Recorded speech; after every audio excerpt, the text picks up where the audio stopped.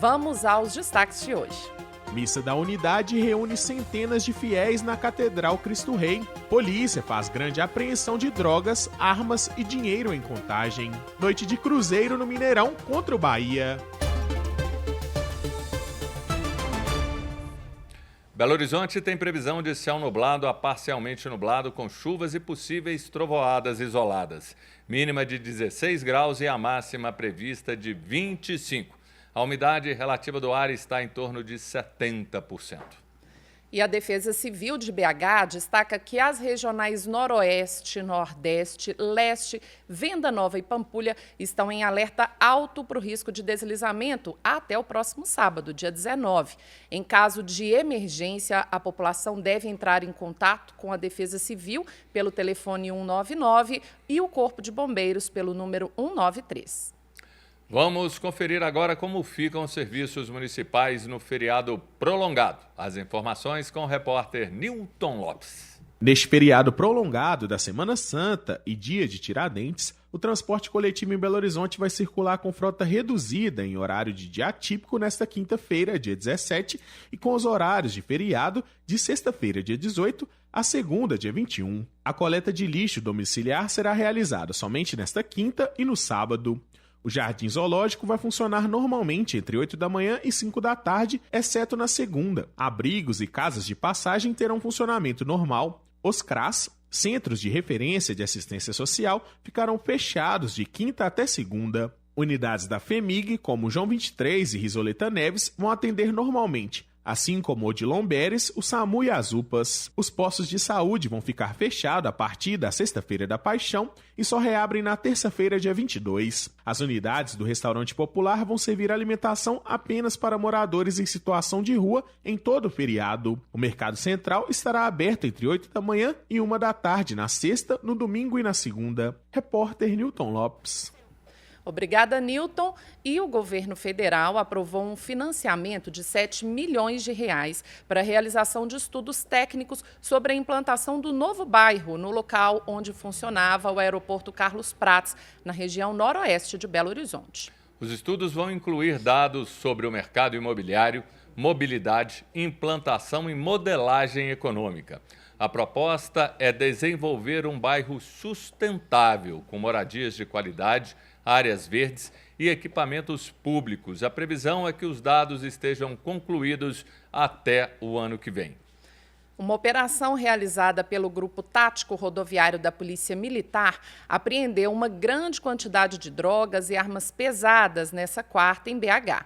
A ação ocorreu em Nova Contagem e prendeu 3 suspeitos de 39, 41 e 47 anos. Com eles foram apreendidos R$ 286 mil em dinheiro vivo, que estava em uma picape num fundo falso, e também 25 barras de cocaína, 50 barras de crack, 2 pistolas semiautomáticas, um fuzil e centenas de munições. A Polícia Federal foi acionada para investigar as possíveis ligações dos homens com facções do crime organizado.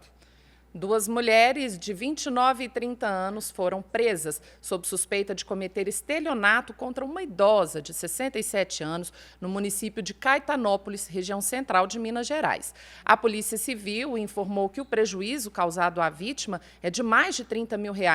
Conforme a Polícia Civil, elas foram presas durante uma operação realizada em Belo Horizonte e na região metropolitana. Com as mulheres, os agentes apreenderam 4 máquinas de cartão. A mulher de 30 anos possuía antecedentes criminais por ameaça, furto e dano, e a de 29 tinha passagem por furto. Elas foram presas e indiciadas por estelionato.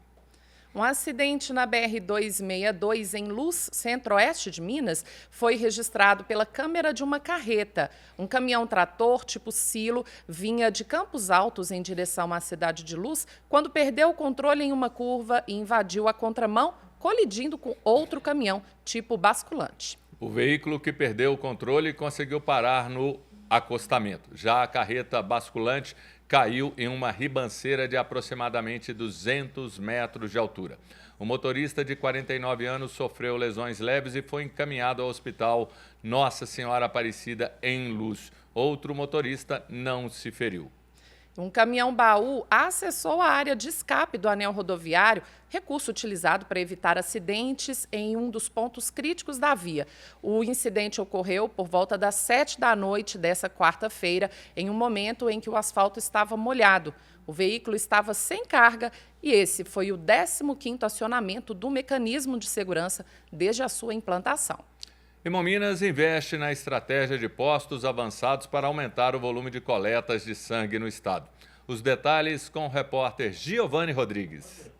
Atualmente, a Fundação Hemominas tem 17 postos avançados de coletas externas em Minas. Elas funcionam de acordo com as regras da Agência Nacional de Vigilância Sanitária. Os postos avançados foram criados para levar atendimento a regiões mais distantes dos grandes centros urbanos e facilitar as doações de sangue em municípios com mais de 50 mil habitantes, onde há um grande número de pessoas entre 16 e 69 anos aptas a fazer as doações.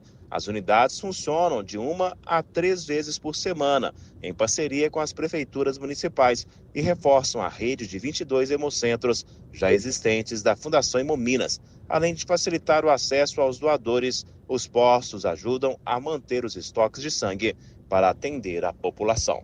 Repórter Giovanni Rodrigues. Obrigada, Giovanni. E centenas de fiéis comparecem à missa da Unidade na Catedral Cristo Rei. Quem detalha é a repórter Erlane Grace, ao vivo da Catedral. Boa tarde, Júnior. Boa tarde, Letícia, e a todos que nos acompanham no Rede Notícia. Acabou agora há pouco a Missa da Unidade aqui na Catedral Cristo Rei, que é uma celebração que reúne todos os padres da Arquidiocese junto ao bispo Dom Valmor para renovarem as promessas sacerdotais. Estiveram presentes aqui cerca de 4.000 pessoas, entre fiéis e também padres. O arcebispo Dom Valmor Oliveira de Azevedo conversou com a imprensa. Ele falou sobre a importância desse momento nos dias de hoje. Vamos acompanhar o que ele disse. A unidade é importante numa igreja local, porque traz o povo de Deus, os padres e os bispos, para uma experiência bonita de renovação do compromisso, de dar testemunho de Jesus Cristo como um corpo. Portanto, é importante a missa da unidade para renovar esse compromisso. E à tarde celebramos a ceia do Senhor, instituição da Eucaristia, do sacerdócio, também uma fonte importante do caminho de nossa vida. Portanto, estamos em festa, seguindo os passos do Senhor dos Passos, para que nossos corações sejam reavivados na força do seu amor.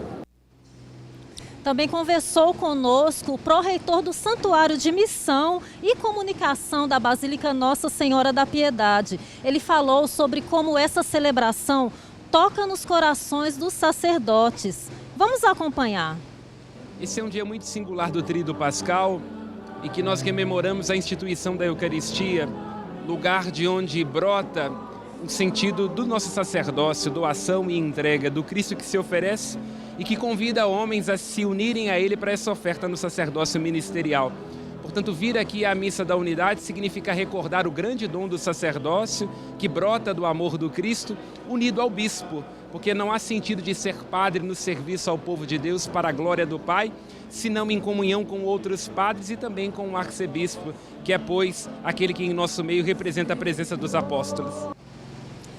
A missa de hoje representa um grande momento de fé que nos inspira a ter cuidado e amor com os outros no dia a dia.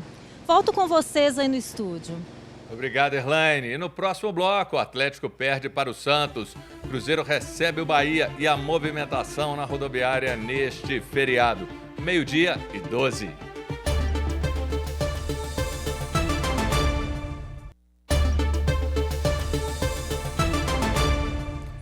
E o Atlético continua sem vencer no Brasileiro. São 4 jogos e apenas 2 pontos conquistados.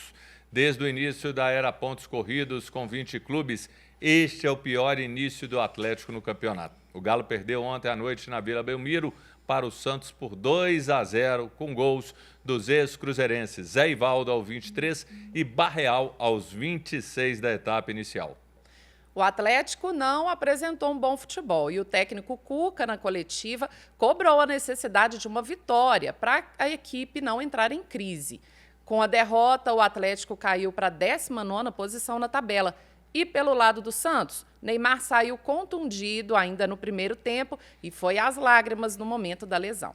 E fechando a 4ª rodada do Brasileiro, o Cruzeiro recebe o Bahia no Mineirão às 9h30 da noite. Já foram vendidos mais de 20 mil ingressos. O zagueiro Jonathan volta ao time e o atacante Dineno reaparece na lista dos relacionados depois de 8 meses fora dos jogos. A Raposa vem de empate com o São Paulo no Morumbi e nos últimos 11 jogos o time conseguiu apenas uma vitória, 5 derrotas e 5 empates. E pelo Brasileiro Sub-20, na Toca da Raposa, ontem o Cruzeiro perdeu para o Flamengo por 1-0.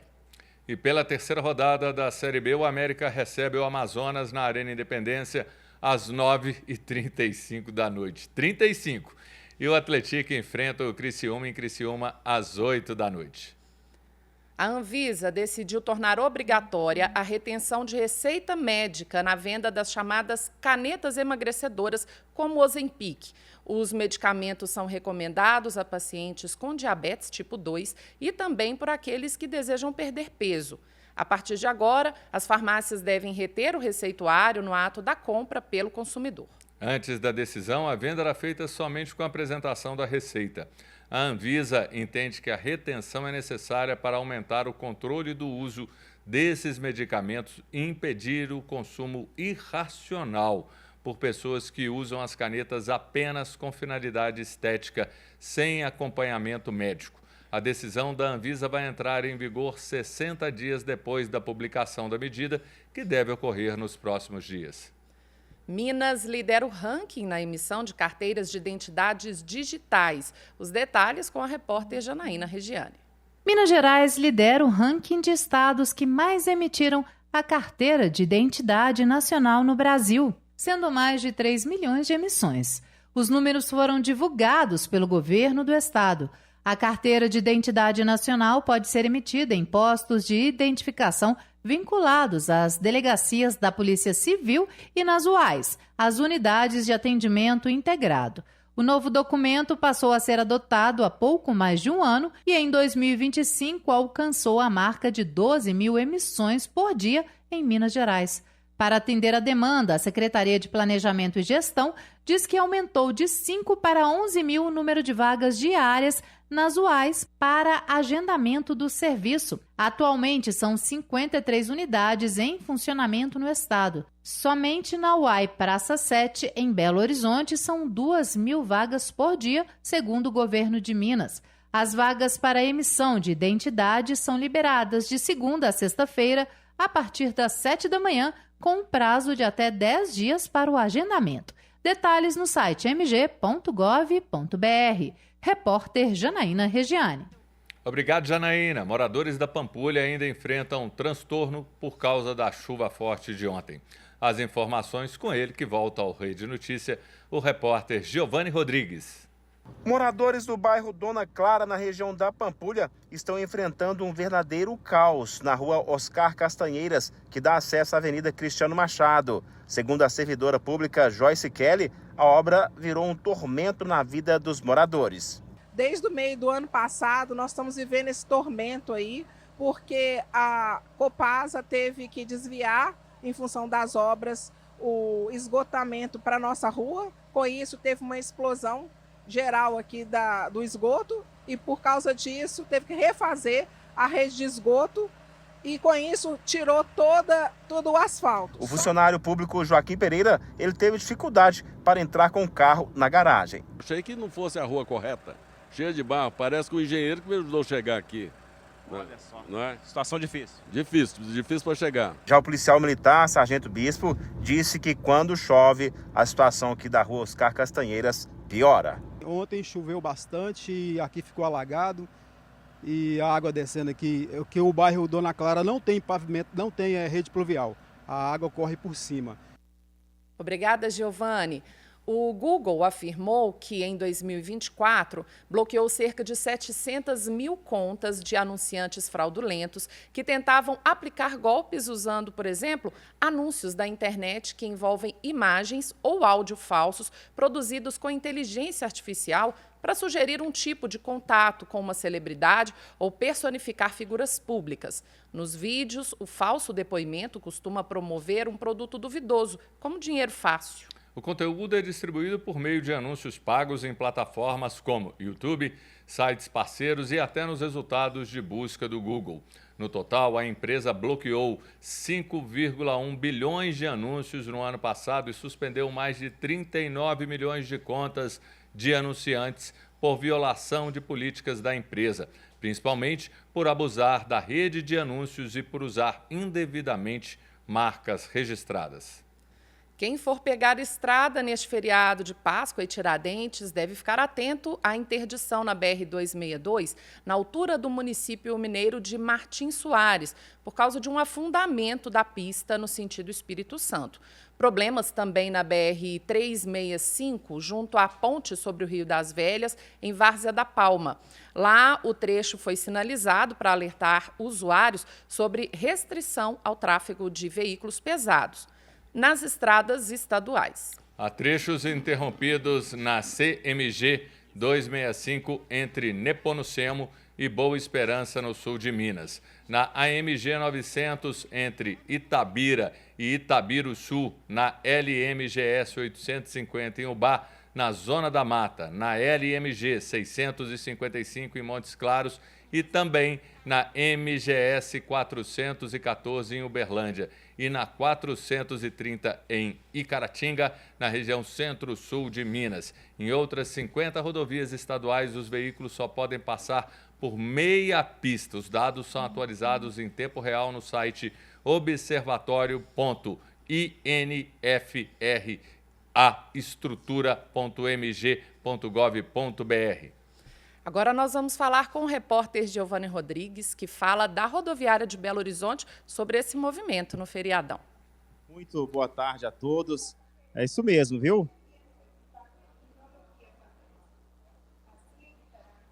Júnior Brasil, Letícia Bessa, muito boa tarde a todos. Eu estou neste momento aqui na rodoviária de Belo Horizonte, onde tem uma grande movimentação, viu?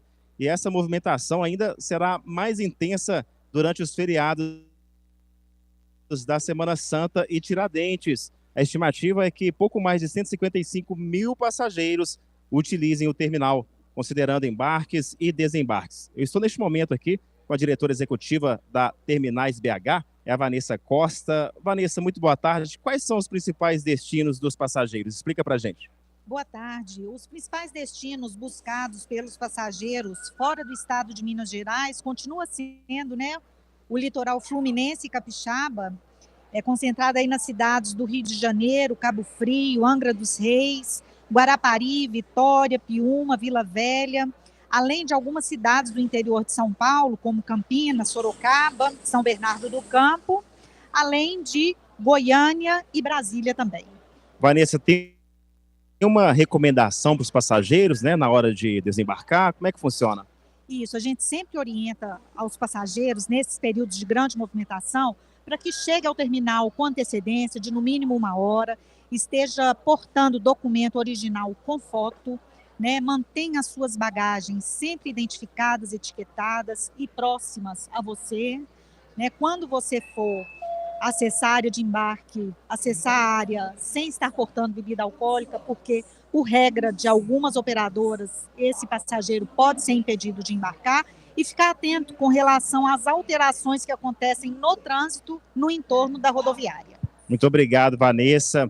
Olha, pessoal, os dias de maior fluxo serão hoje, no caso, será hoje, quinta-feira, também amanhã, sexta-feira, domingo e segunda-feira, dia 21, é o dia aí de menor movimentação, deve ser sábado, com cerca aí de aproximadamente 13 mil passageiros para atendimento aí dessas demandas e dos feriados. As empresas, elas programaram 631 partidas extras para o feriado.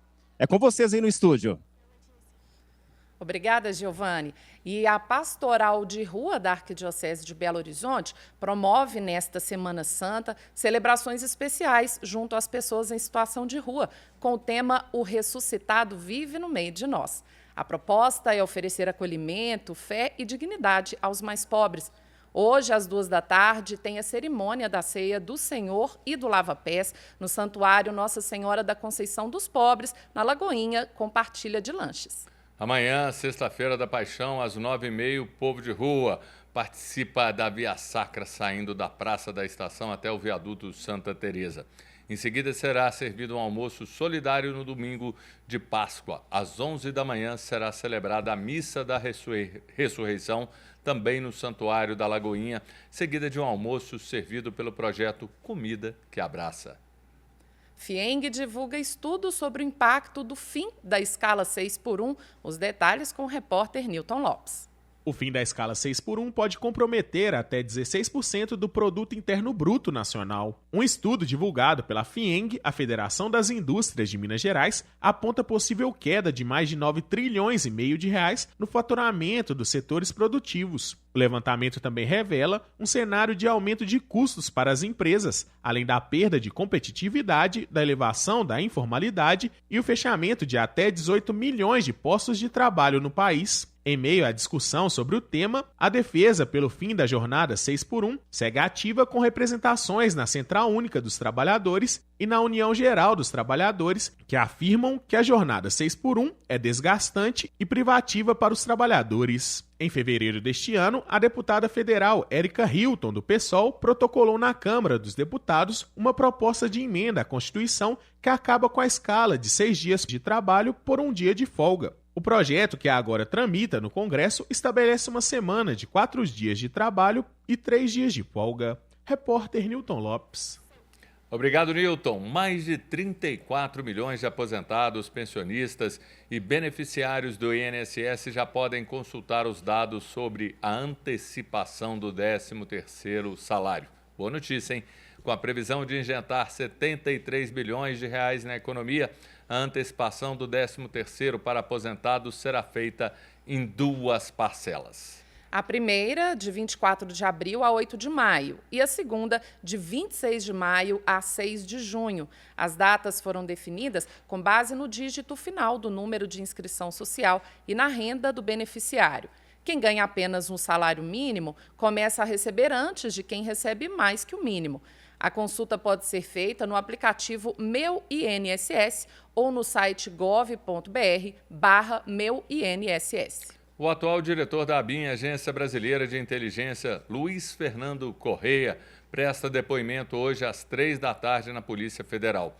Ele vai falar sobre a suspeita de espionar o governo paraguaio para obter informações privilegiadas durante a negociação sobre valores de tarifas da usina de Itaipu, que abastece o Brasil e também o país vizinho. A denúncia sobre o ataque hacker partiu de 2 agentes da própria ABIN. A invasão aos computadores paraguaios teria começado no final da gestão de Bolsonaro e mantida no início do governo Lula. Os valores das tarifas de energia elétrica produzida por Itaipu voltaram a ser negociadas em 2023, depois de 50 anos de vigência do tratado inicial. O ex-diretor adjunto da ABIN, Alessandro Moretti, também foi intimado a prestar depoimento na Polícia Federal. O presidente dos Estados Unidos, Donald Trump, reagiu hoje às declarações do responsável pelo Banco Central norte-americano, Jerome Powell, de que o tarifaço em execução no atual governo é muito maior do que qualquer cenário estimado pela instituição e que as sobretaxas impostas a outros países podem dificultar o controle da inflação nos Estados Unidos por causa do encarecimento de insumos e produtos importantes para a cadeia produtiva norte-americana. Powell também apontou uma tendência de desaceleração da economia local no primeiro trimestre deste ano. Para Trump, o presidente do Banco Central está sempre muito errado e atrasado na condução da política de juros do país. Assim como ocorre no Brasil, o Banco Central dos Estados Unidos atua de forma independente dos interesses do governo. O ex-presidente Jair Bolsonaro segue internado na UTI do Hospital DF Star em Brasília sem previsão de alta. Ele se manifestou pelas redes sociais nesta manhã, afirmando que permanece em jejum e dando continuidade a fisioterapias motoras. Diz também que não está recebendo visitas. Além disso, agradeceu as mensagens de carinho e as orações durante o período em que está internado. Em foto divulgada nas redes sociais, Bolsonaro aparece ao lado do filho, Carlos, deitado no leito do hospital e com uma sonda no nariz. E uma última informação, a Petrobras acaba de anunciar uma redução de 12 centavos no preço do óleo diesel vendido às distribuidoras. Para o consumidor final, o litro do combustível deve cair 10 centavos. A redução entra em vigor amanhã. Termina a primeira parte do Rede Notícia e agora você acompanha a segunda parte com uma entrevista com o prefeito de Lagoa Santa, Breno Salomão. Acompanhe as nossas redes sociais no Instagram, @TV Horizonte Oficial e @Rádio América Oficial. Até amanhã. Até amanhã.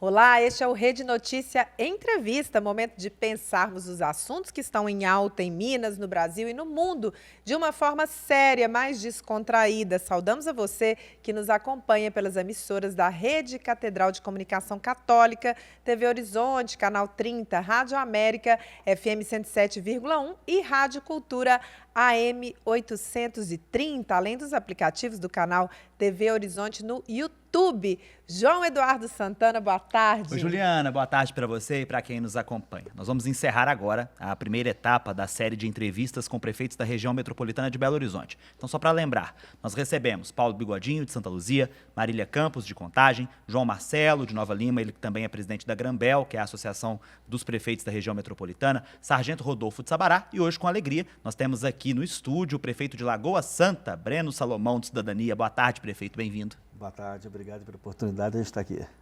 Prefeito, o senhor veio da iniciativa privada, está em seu primeiro mandato como gestor, mas já 2 como vice-prefeito, não é mesmo?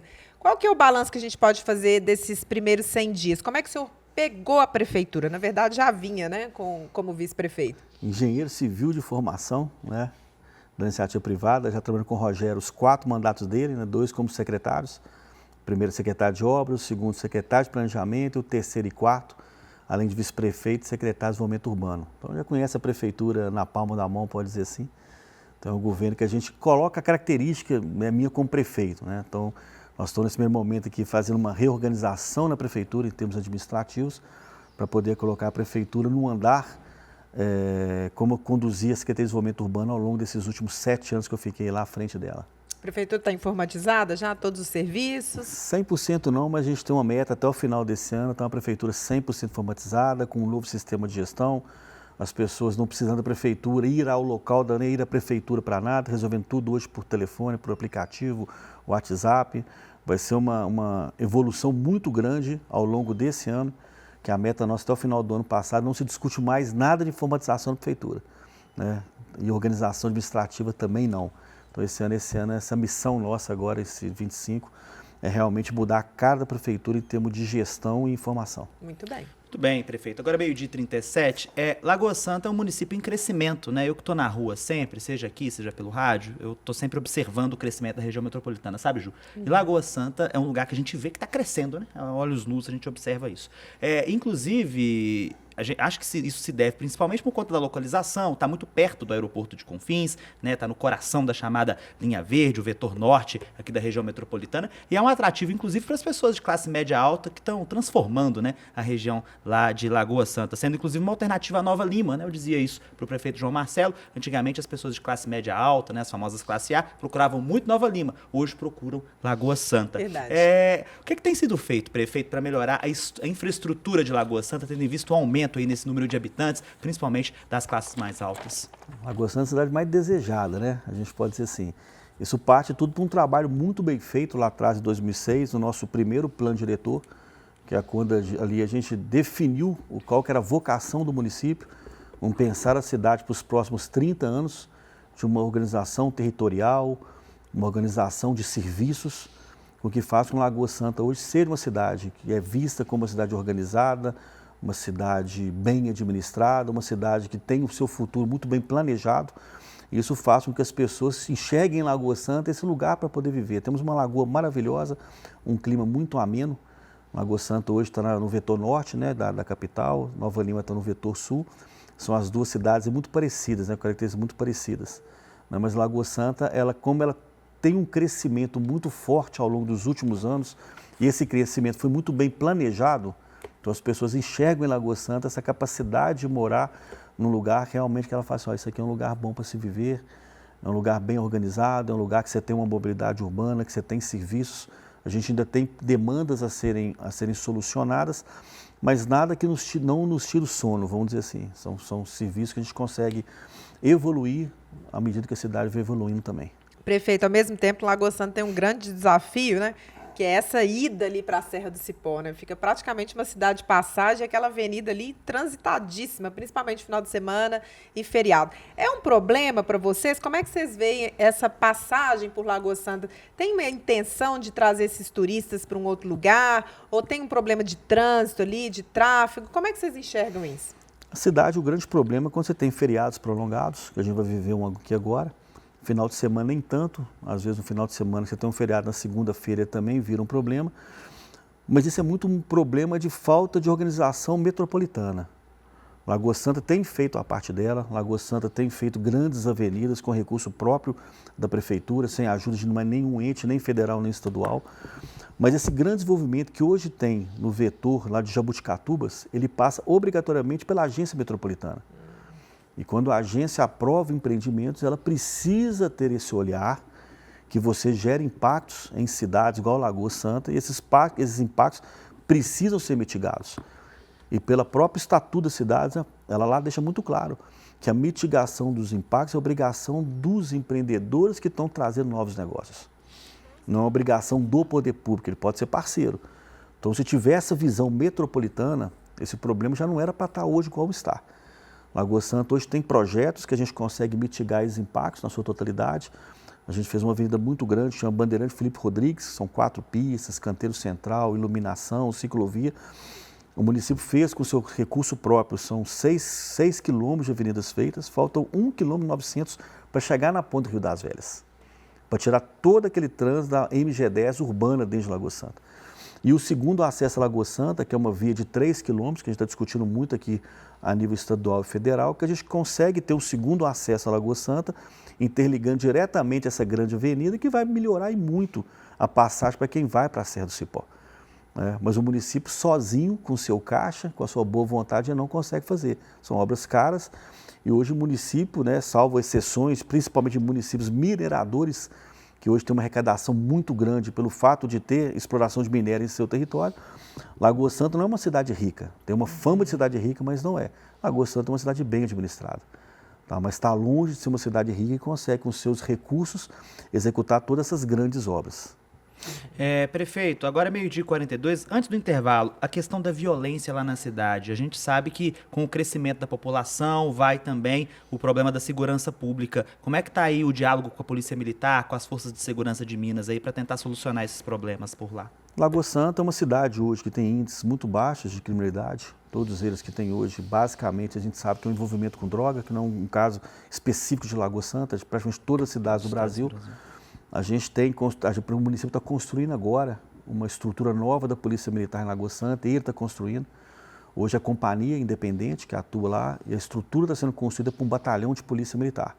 Então a gente entende que, tendo a boa vontade do governo do Estado em transformar a companhia em batalhão, e a gente tem dialogado muito com as forças de segurança, para nos finais de semana, como a Lagoa Santa recebe muitos turistas, a gente ter nos finais de semana um patrulhamento turístico também em nossa cidade. Então a gente entende que, tendo esse trabalho em parceria, Prefeitura, Governo do Estado, que hoje já ocorre em relação à segurança pública, a coronel que comanda lá o batalhão, que atende o coronel Andréia, ela é muito ativa nessas questões todas, a gente tem muito a melhorar. Mas basicamente a violência hoje em Lagoa Santa, ela envolve muito com relação a tráfico de drogas. Muito bem, agora 12h43, a gente vai para o intervalo e volta com o prefeito de Lagoa Santa, Breno Salomão, do Cidadania. A gente volta já.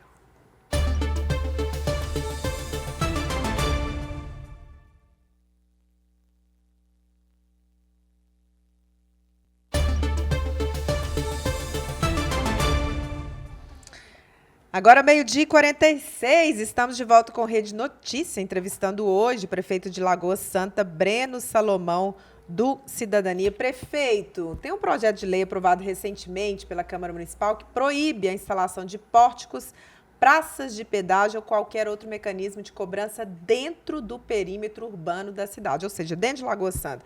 O Vetor Norte está na iminência de receber diversas praças de pedágio ao longo da MG10, desde Vespasiano até Sete Lagoas. Com a aprovação desta lei, como fica o projeto do governo de Minas em Lagoa Santa, prefeito? O assunto vai parar na Justiça? Lagoa Santa está fazendo a parte dela, né? Eu, como prefeito, encaminhei uma lei para a Câmara proibindo que no nosso território seja colocado praça de pedágio. Se todos os municípios fizerem a mesma coisa, eles vão ter que achar uma alternativa jurídica para poder tentar derrubar essas leis municipais para poder instalar praça de pedágio, né? O pedágio é um assunto muito polêmico. Ele foi feito sem escutar os municípios, a verdade no Icura foi essa. Quando eu, como prefeito, fui chamado na cidade administrativa, o convite era para apresentar o plano de investimento para o Vetor Norte. Quando nós chegamos lá, o plano de investimento era unicamente a colocação de pedágio. A gente não foi escutado. Eu vou defender os interesses da minha cidade e dos meus moradores, né? Lagoa Santa não ganha com a colocação de praça de pedágio. Falar comigo que vai ter uma via, que vai dar manutenção, isso é obrigação de nós, gestores públicos. Se fosse discutir prazo de pedágio, quando a implantação da linha verde lá atrás, com aquele grande investimento que foi feito, era diferente. Hoje a via está pronta, a iluminação da via, quem paga são os municípios. O que é Vespasiano paga, o que é Lagoa Santa paga. Então isso tem que ser mais bem discutido, a gente não está conseguindo ter abertura, a gente está colocando alguns pontos para o secretário de Estado, porque a gente não consegue conversar nem com o governador, nem com o vice-governador referente a isso, mas com o secretário de Estado, Pedro Bruno, que é muito acessível, a gente tem conversado com ele, mas ele tem a limitação dele como secretário. A palavra final a gente sabe que não é dele, assim como tivesse uma discussão na prefeitura, a palavra final é do prefeito. Então a gente sabe que a palavra final disso é do governador e precisa ser mais bem dialogado, precisa ter tempo para poder sentar com os prefeitos, porque quem entende da sua cidade, dos problemas internos é o prefeito, não é o governo. Então quando o governo não coloca os prefeitos na mesa para poder dialogar de uma forma mais ampliada, é um projeto que, se for feito, vai ser feito, como se diz, né, goela abaixo, sem anuência dos prefeitos. Eu, pelo menos, estou me posicionando, estou tendo a coragem de me posicionar, porque eu preciso defender os interesses da minha população. Lagoa Santa vai pagar a conta das obras. Jabuticatubas vai ficar com o recurso, porque o pedágio hoje, os impostos que são pagos, é pelo tamanho da via pedagiada dentro do seu município. Jabuticatubas é muito grande. Então, hoje, o grosso da arrecadação fica com Jabuticatubas, as obras pesadas elas ficam no contorno de Capim Branco, Prudente de Moraes e Matozinhos, então o grosso das obras ficam para essas três cidades e Lagoa Santa pagando a conta. Então, isso é errado, isso não está correto e é o meu posicionamento. Tá? O que eu podia fazer como prefeito, eu estou fazendo. A lei é uma dessas atitudes que eu tive que tomar. Não é que se todos os municípios também tivessem essa coragem de tomar essa atitude aí, eu acho que talvez o governo chamaria a gente numa mesa, os prefeitos na mesa, para poder sentar e tentar achar um caminho. Mas não pode achar um caminho só do cidadão pagar a conta. O cidadão tem que ter benefício. E falar como é que o benefício vai chegar mais rápido em Belo Horizonte, a gente sabe que isso é mentira. Porque a linha verde hoje não é problema. O problema nosso é exatamente quando você chega na Pedro I e na Cristiano Machado, que nem ali está na concessão. Ali quem está assumindo as obras é a Prefeitura de Belo Horizonte. Então a concessão é simplesmente dali para trás. Então você fazer mais uma, duas pistas na linha verde, nada vai adiantar. E eu tenho esse entendimento, que a iluminação bem feita, uma via com manutenção bem dada, já é uma obrigação nossa. Eu não posso hoje querer pedagiar uma rua inteira da minha cidade, que eu vou fazer um recapeamento asfáltico. Nós temos recursos hoje, inclusive do próprio IPVA, que a gente recebe, que já é para poder melhoria de infraestrutura. O recurso do IPVA, metade fica com os municípios, metade fica com o governo do estado. Então, acho que a gente precisa realmente amadurecer mais isso e não ser feito da forma como está sendo feita. Prefeito, agora são 12h51. Recentemente teve uma polêmica lá na cidade por conta da poda de árvores na orla da lagoa, né, que induziu a morte de 50 garças, que muita gente está considerando um crime ambiental, né? Como é que a prefeitura está lidando com essa questão? Teve várias repercussões negativas, a questão de punição dos responsáveis. Como que está o processo? Acho que o primeiro você tem que reconhecer o erro, né? Então, houve um erro por parte da prefeitura, das suas equipes, em fazer aquele serviço. Não deveria ter sido feito, em hipótese alguma. O que caberia a gente fazer ali com o prefeito foi a instauração de um procedimento na corregedoria, que está tendo uma investigação, Esse relatório foi finalizado na semana passada, né, e está sendo aberto agora um PRAD, que é um procedimento interno contra servidores e pessoas que têm cargo comissionado, um total de 5 pessoas, que vai ser dado agora, o que tem que ser realmente feito, né? De forma individual agora, dar a oportunidade às pessoas fazerem a sua defesa, para que após todo esse processo finalizado, a Corregedoria me encaminhe realmente os responsáveis, né, e as atitudes vão ser tomadas em cima desse documento que vai ser me apresentado. Mas eu não posso tomar nenhuma atitude, né, sem que dê sem que dê a ampla possibilidade da pessoa se defender, da pessoa explicar. O serviço é terceirizado, mas quem que coordena o serviço terceirizado é o próprio município. Então as apurações estão sendo feitas e estão sendo caminhadas também para o Ministério Público, e o município vai tomar as atitudes que tem que tomar para que isso nunca mais se repita em nossa cidade.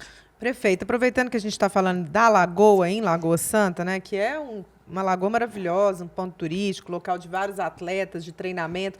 A Prefeitura tem essa preocupação com essa conservação, com essa iluminação, com esses animais que fazem parte também dessa fauna da lagoa? É um ponto de preocupação da Prefeitura, né? Sempre foi, né? O que aconteceu, infelizmente, foi um ponto fora da curva, que a gente está apurando com devida responsabilidade. A Lagoa é nosso cartão postal, né? A gente tem lá as capivaras, tem lá o jacaré Alfredo, né? Tem lá a equipe de canoagem. Esse grande sucesso da equipe de canoagem lá com o Isaquias, ele nasceu em Lagoa Santa em 2013, quando a Confederação Brasileira de Canoagem escolheu Lagoa Santa como sede da canoagem, para poder começar os treinamentos e tudo mais. Esse final de semana a gente teve uma competição, que é a Copa Brasil de Canoagem de Lagoa Santa. O time da cidade foi o grande campeão, mais de 40 medalhas, o grande campeão. E o nosso time formado por alunos de projetos sociais. E nem de tanto tempo tem, né? A gente tem ali de escolinha, 3, 4 anos de escolinha. Com tão pouco tempo, você vencer atletas do Flamengo, vencer atletas de outras, de Cascavel, de várias cidades do Brasil que tiveram aqui. E a gente tem hoje atletas das nossas escolinhas já participando da seleção brasileira. Então é um orgulho muito grande para a gente. Tudo isso acontece na Lagoa Central, né, que é o nosso cartão postal, né, vou dar o próprio nome da cidade. Prefeito, 12h54, a gente está quase concluindo essa nossa conversa, mas eu não poderia deixar de perguntar para o senhor sobre cultura e turismo lá na cidade de Lagoa Santa. Por quê? Hoje é Quinta-feira Santa, né? Sexta-feira da Paixão, a gente sabe que o turismo em Lagoa Santa está em alta. Agora lá tem a réplica da Torre Eiffel, que eu particularmente fui lá ver e é maravilhosa, né? Tem a questão religiosa. Recentemente o nosso arcebispo Dom Valmor elevou a Igreja Nossa Senhora da Saúde ao título de santuário, né? Que para a região católica ali do Vetor Norte foi um ganho muito grande. Então eu queria perguntar para o senhor como é que está a questão de política pública para cultura e turismo lá na cidade de Lagoa Santa. Só antes falando que nós estamos em negociações muito avançadas para levar para Lagoa Santa a PUC, né? Coisa, notícia boa. Já temos uma conversa grande com o governo do estado, com a prefeitura, com a própria PUC, já desenvolvendo o projeto, numa área de 50 mil metros quadrados. Então é um sonho nosso, esse campus universitário, está caminhando.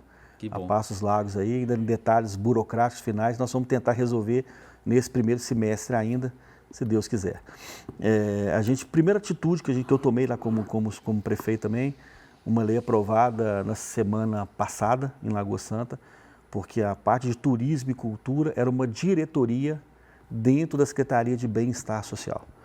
Então a gente hoje a gente criou uma secretaria, que é uma Secretaria de Desenvolvimento Econômico, Turismo e Cultura. Porque eu entendo muito que o turismo ele tem a ver com o desenvolvimento econômico, você não pode tratar de forma diferenciada. E colocando uma pessoa à frente da pasta que tem um know-how muito grande também nessa área de turismo e cultura, para que a gente possa dar um passo a mais, porque Lagoa Santa sempre teve uma base imobiliária muito forte. E a gente, de um tempo para cá, de 2 anos para cá, 3 anos para cá, a gente começou a mudar um pouco a nossa base, voltado muito para o esporte e para a questão turística. Então a gente tem hoje também, muito bem alinhado, já em processo de aprovação da Prefeitura, a construção do World Trade Center em Lagoa Santa, que é um mega empreendimento de eventos a nível mundial, com perspectiva de atração de 700 eventos ano em Lagoa Santa, que vai alavancar muito o nosso turismo, principalmente o turismo de negócios. É um player internacional. O projeto hoje já está sendo discutido dentro da Prefeitura, uma operação urbana consorciada, já foi aprovada na Câmara de Vereadores, fica do lado do shopping, num grande complexo, com geração de mais de 4 mil empregos. Então a gente tem um trabalho muito grande que a gente está fazendo hoje em Lagoa Santa, já tendo o turismo, né, a cultura como já uma base forte para poder alavancar a nossa arrecadação municipal, né, e nessa nova linha que está vindo agora. Né, o mercado imobiliário começa a diminuir um pouco, o turismo, cultura e esporte começa a crescer. Ô, prefeito, infelizmente, nosso tempo acabou, mas a gente queria agradecer muito a sua presença aqui. Nós recebemos hoje no Rede Notícia Entrevista o prefeito de Lagoa Santa, Breno Salomão de Cidadania. Muito obrigado, prefeito. Eu que agradeço a oportunidade, estamos à disposição. Alegria toda nossa. Você que esteve conosco até agora pela Rádio América, você acompanha Vatican News, na TV Horizonte, você acompanha Bola na Área com o Júnior Brasil, você segue a gente nas redes sociais. Um abraço e até amanhã, Juliana. Até amanhã, João Eduardo Santana. Muito obrigada. Deus nos guarde nessa quinta-feira.